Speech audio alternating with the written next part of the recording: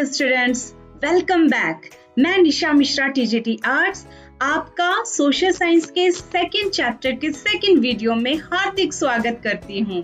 आज के इस वीडियो में हम पढ़ेंगे वनस्पति जात और प्राणी जात के ह्रास के बारे में।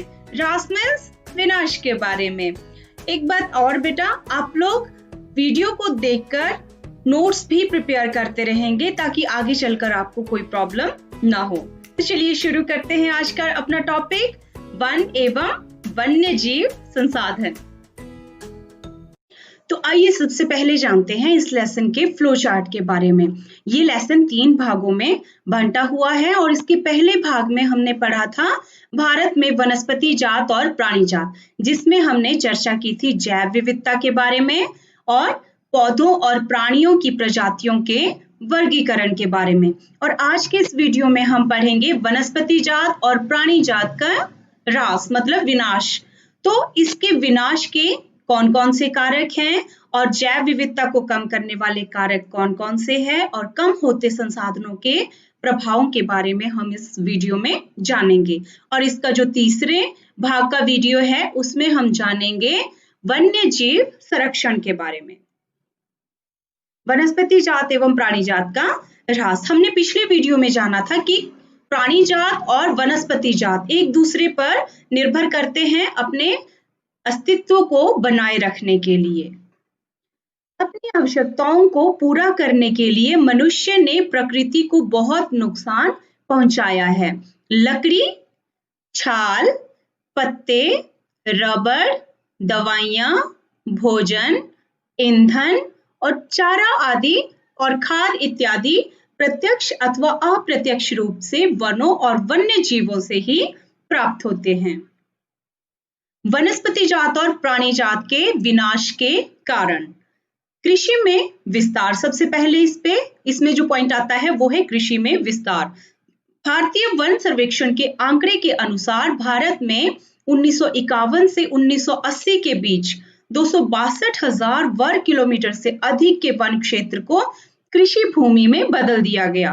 इसके अलावा आदिवासी क्षेत्रों के बड़े भूभाग को झूम खेती और पेड़ों की कटाई से नुकसान पहुंचा है। कहने का मतलब ये है कि जैसे जैसे कृषि में विस्तार होता गया, जंगलों को नुकसान पहुंचता गया, उनको अधिक से अधिक मात्रा में उनकी कटाई होती गई और उस भूमि को कृषि लायक भूमि में बदल दिया गया, जिससे वन में रहने वाले जीवों को भी नुकसान पहुंचा और वो जो वनस्पति थी वहां की उसको भी नुकसान पहुंचा।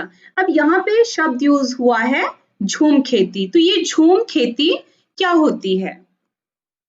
झूम खेती, झूम कृषि या फिर इसे स्लैश एंड बर्न फार्मिंग भी कहते हैं।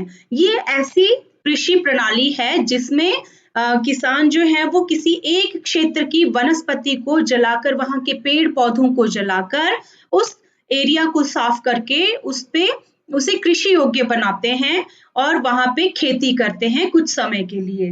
जब उस भूमि की उर्वरता खत्म हो जाती है तो फिर वो कहीं और चले जाते हैं, दूसरे क्षेत्र में चले जाते हैं और वहां पे सेम यही प्रक्रिया फिर से दोहराई जाती है। वनस्पतियों को जलाया जाता है और फिर से उसे वहां पे खेती की जाती है।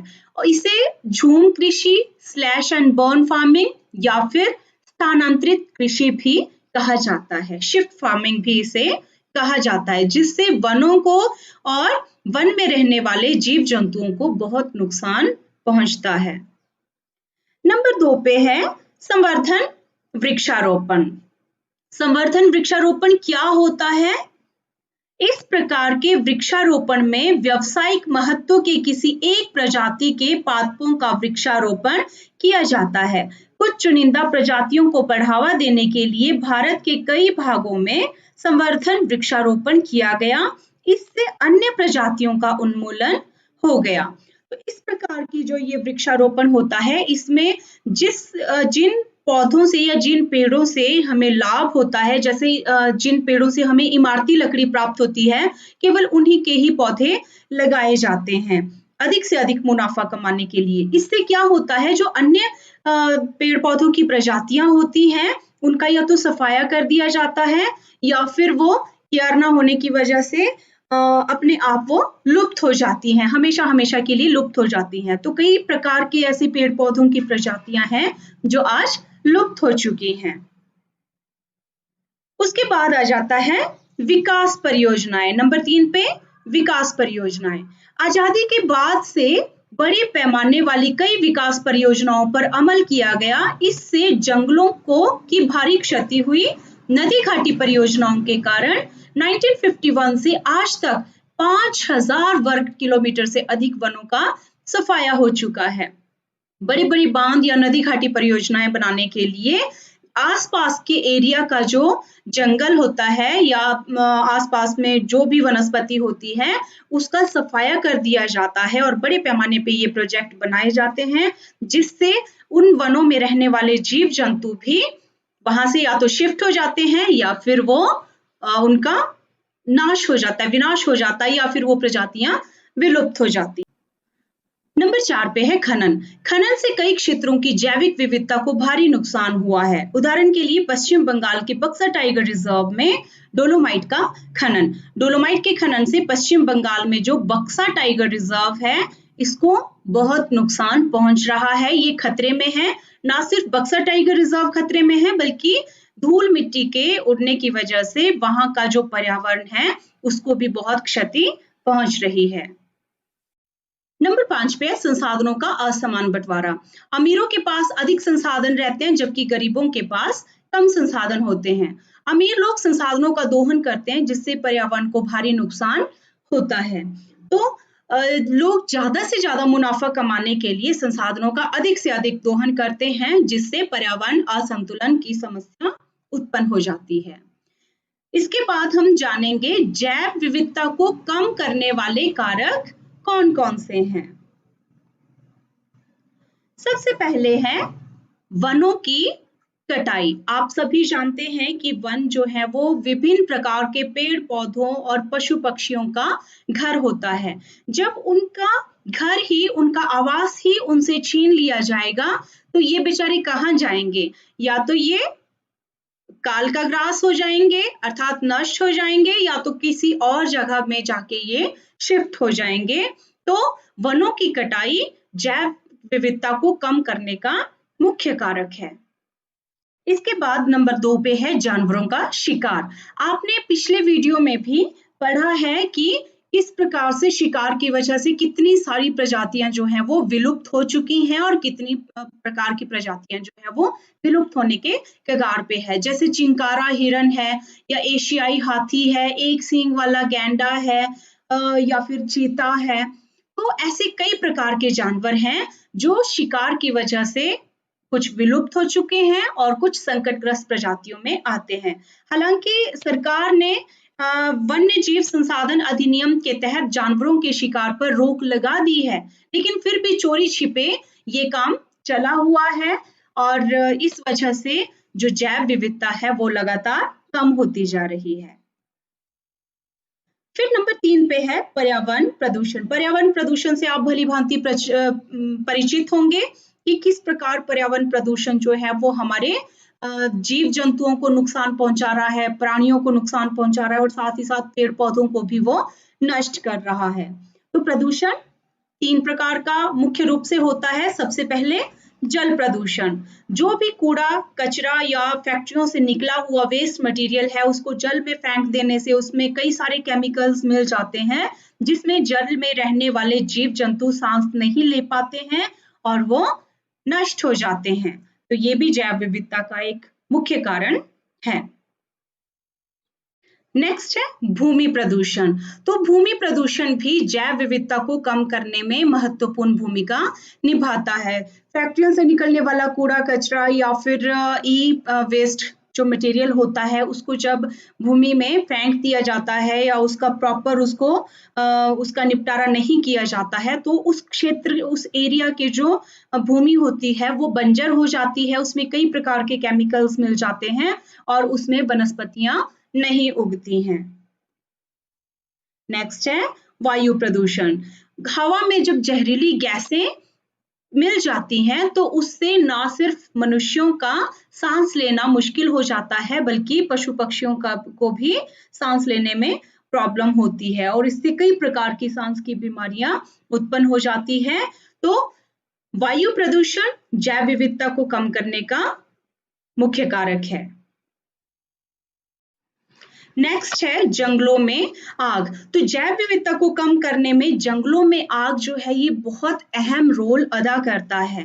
आप सभी जानते हैं कि जीव जंतुओं का आवास स्थान क्या होता है? जंगल होता है। जब उनके आवास को जला दिया जाता है तो ना सिर्फ वहां की वनस्पति जलती है, वहां के पेड़ पौधे नष्ट होते हैं, बल्कि वहां पे रहने वाले जो जीव जंतु हैं वो भी नष्ट हो जाते हैं। कई पक्षियों के पेड़ों पे घोंसले होते हैं वो नष्ट हो जाते हैं, उनके अंडे होते हैं वो नष्ट हो जाते हैं। इस जंगल की आग से कई प्रकार की प्रजातियां जो है वो भी हमेशा हमेशा के लिए नष्ट हो जाती हैं। अब इसके बाद हम जानेंगे कम होते संसाधनों के प्रभाव के बारे में। इसका अर्थ है कि वन एवं वन्य जीव संसाधन जो है, जो पेड़ पौधे हैं, जंगल है, जीव जंतु हैं, उनके कम होने का क्या प्रभाव पड़ता है उसके बारे में हम जानेंगे। सबसे पहले हम जानते हैं महिलाओं पर इसके प्रभाव के बारे में। संसाधनों के कम होने से समाज पर बुरे प्रभाव पड़ते हैं। इससे खासकर महिलाओं को अधिक कष्ट होता है। अधिकतर स्थानों पर कुछ काम महिलाएं ही करती हैं, जैसे कि ईंधन, चारा, पेयजल और अन्य मूलभूत चीजें इकट्ठा करना। इन संसाधनों की कमी के कारण महिलाओं को अधिक काम करना पड़ता है। कुछ स्थानों पर पीने का पानी लाने के लिए कई किलोमीटर पैदल चलकर जाना होता है और यह काम अक्सर महिलाओं की ही जिम्मेदारी होती है। अब जंगल सिमटते जाएंगे, जंगल नष्ट होते जाएंगे तो पशुओं के लिए चारा इकट्ठा करना या फिर ईंधन के लिए लकड़ी इकट्ठा करना, तो ये महिलाओं का ही काम है। तो वो इसके लिए उन्हें कई किलोमीटर तक पैदल जाना पड़ सकता है। और आप ये जानते हैं कि वन जल चक्र में कितनी अहम भूमिका निभाते हैं। जब जंगल ही खत्म होते जाएंगे तो ऑब्वियसली जल स्रोत भी कम होते जाएंगे, जिस वजह से महिलाओं को बहुत दूर दूर तक पानी भरने के लिए जाना पड़ सकता है, जिससे महिलाओं को अधिक कष्ट होगा। इसके बाद है सांस्कृतिक धरोहर या सांस्कृतिक विविधता में कमी। वन उन्मूलन से सांस्कृतिक विविधता में भी कमी आती है। जो लोग अपने पारंपरिक तरीकों से जीवन यापन के लिए वनों पर निर्भर थे, उन्हें अब जीविका के नए साधनों की तलाश के लिए मजबूर होना पड़ता है। ऐसा करने की प्रक्रिया में उनकी जड़ें छूट जाती हैं। उन्हें अपना पारंपरिक आवास और संस्कृति छोड़ने के लिए बाध्य होना पड़ता है। विश्व में आज भी ऐसी कई प्रकार की जनजातियां हैं जो आज भी वनों में ही रहती हैं। जंगल ही उनका घर है, जंगलों से ही वो अपना भरण पोषण करते हैं और वहीं के ही उनके जो रीति रिवाज है वो भी नेचर, प्रकृति से या जंगलों से ही जुड़े हुए हैं। जब जंगल नष्ट हो जाएंगे तो उनके उन सांस्कृतिक धरोहरों में भी कमी आएगी, उनका आवास भी उनसे छिन जाएगा और उन्हें कहीं और शिफ्ट होना पड़ सकता है, जिससे वो अपने आवास स्थान से उन्हें दूर जाना पड़ सकता है। नेक्स्ट है प्राकृतिक आपदाओं का खतरा। वन उन्मूलन से बाढ़ और सूखा जैसी प्राकृतिक विपदाएं बढ़ जाती हैं। ये प्राकृतिक विपदाएं गरीबों को अधिक प्रभावित करती हैं। इससे क्या होता है, या तो वन उन्मूलन से या तो बहुत अधिक मात्रा में सूखा पड़ जाता है, जिससे किसानों को भारी नुकसान होता है, या फिर बाढ़ का सामना करना पड़ सकता है, जिससे गरीब लोग बहुत प्रभावित होते हैं।